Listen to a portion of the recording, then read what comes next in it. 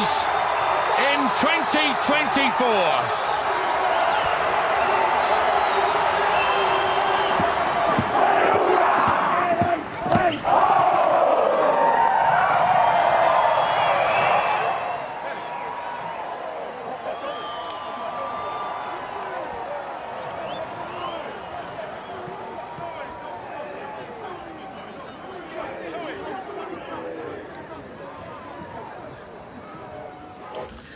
My fellow Kiwis, well, another long rugby season has come to an end.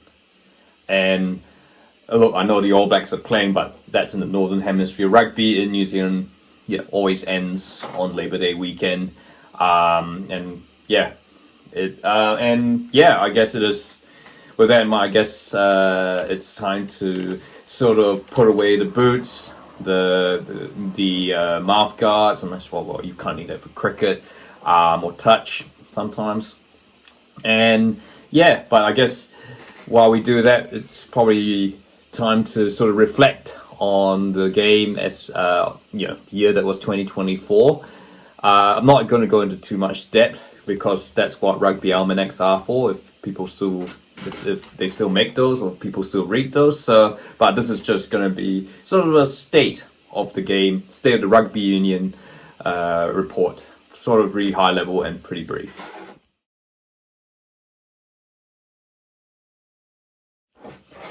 So it's as is always with any post Rugby World Cup year, there's kind of a little bit of a lull, I guess, or you might say, in terms of interest in rugby, which is a bit. Although having said that, I guess with the Rugby World Cups now finishing in October, there's a longer off season between the Rugby World Cup year and the first year of the new cycle. But look, I guess there were a lot of things. So we had Super Rugby, obviously we had a new era where Adidas was no longer kitting out the Super Rugby teams. You had Classic Sport kitting out all 5 teams.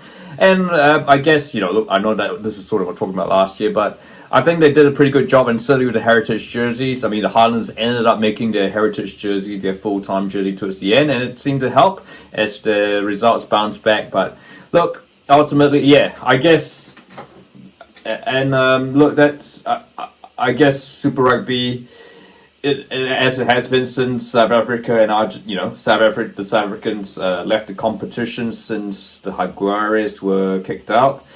Super Rugby has kind of been in this really odd funk, really. I mean, you have the Fijian continue to do really well. Moana Pacifica had some really good results. But look, I guess it is sort of that funk. Super Rugby, isn't the competition that it was.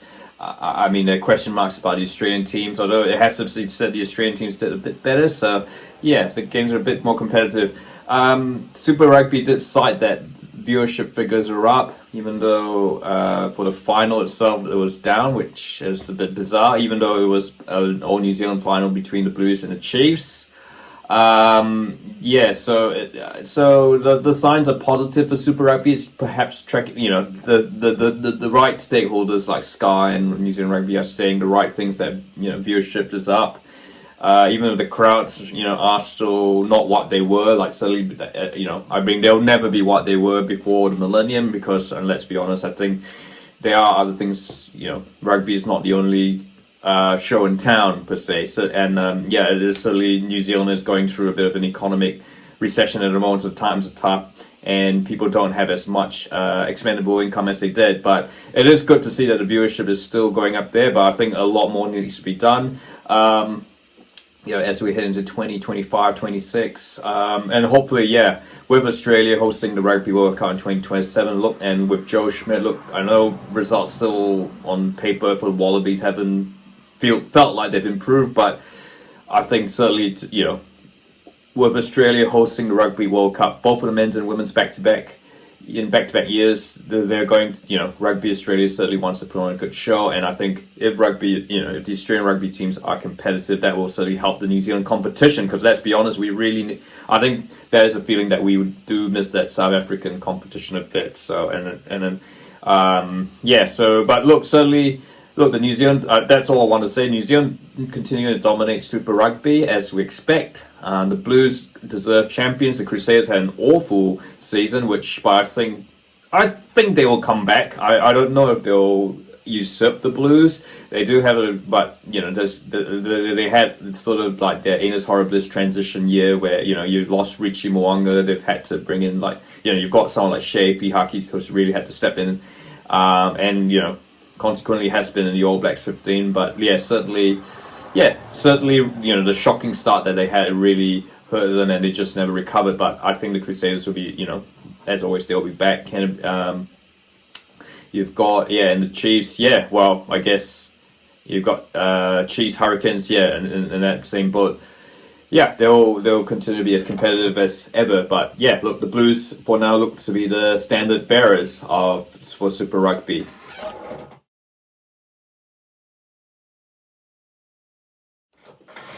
And I guess that takes us to NPC, which is it's funny how it kind of feels like the Auckland region used all their good mojo to get the Blues over, to win, to get the Blues up to win Super Rugby. Because it was a terrible year for for pretty much all the unions north of the Bombays, really. Like you had Auckland, North Harbour, both missing out on the playoffs. Northland were miles off it. Counties was the best performing team, and they were 8th in the Auckland region. And they got so having said that, of course, you've got to remember, of course, the Blues have a lot of their All Blacks players and a lot of Super Rugby players. Your likes of your Damien Finley Christie plays for Tasman, so I don't think there's much correlation there. But certainly, look, I mean. It's an NPC that the city of Auckland would much rather forget. Although, I guess you have to say that there's a lot of young talent going there. You got your Balin Sullivan's and all that, and Harry Plummer, who did come back for the NPC. But it's certainly, by contrast, I guess it is kind of you see the plight of Auckland. A kind of the provincial rugby, the NPC is pretty much a game of the provinces. It's a weird thing to say, given that a city union did eventually win it. I mean, but Wellington. But I think if you look at it pretty much feels like the power and influence of the game is in the provinces, and the interest in the NPC, rightly so, because they often you like to Hawke's Bay, Taranakis. Bear Plenty's producing all the the good crowds and albeit in smaller grounds. So look. So by all accounts, the game is healthy. Look, I think you look at the NPC final in Wellington. It was a respectable crowd given how bad the weather was, and you got to shout. And you have to remember that the NPC is pretty much small fry compared to Super Rugby in the cities. But look, it doesn't take anything away from Wellington, who, probably were the best provincial team last year, but they fell at the last hurdle at Hawke's Bay, and so Taranaki won the title. This year, it kind of feels like the roles flipped. Taranaki looked like the best team all season, but they got turned over by Waikato in the quarterfinals, and then ultimately Wellington beat Waikato, and that NPC final itself, I thought I thought it was probably one of the better NPC finals in years. I mean, Wellington seemed to be involved. I think the thing with Wellington, they seem to be all these classics. I think you recall 2022 in Christchurch as well, where they went down there and put on an absolute clinic and beat Canterbury in Christchurch. Look, it is unlucky for Bear Plenty, who have an outstanding team in the midst, but look, I think they can they can be proud, and I think the signs are good. They could very well emulate it. So, look, the MP, and again, I don't know how much you can take into social media stats, but that seems to be, I guess, you got to get credit NPC. They seem to, want to target the younger audience, because a lot of the older audience are, starting, heading up to different pastures, as I would say. So it's good that they're trying to target a younger audience, and the metrics, and if that's the metrics they choose to measure the game, then so be it. And it seems like they're ticking the boxes. Doesn't quite address the crowd issues, and I guess the NPC does face a new era ahead. with Sky, it is quite clear that it doesn't look like Sky is going to continue the NPC, so you might well see the NPC on TVNZ, maybe even YouTube. You know, where the word is that we could very well be seeing all the NPC games on Saturday or Sunday afternoons just to get more crowds. But yeah, look, I mean, that's for another topic. But you know, certainly, look, in short, the game is healthy. You certainly look at the Heartland game, and you know, the two cracking finals, the crowds.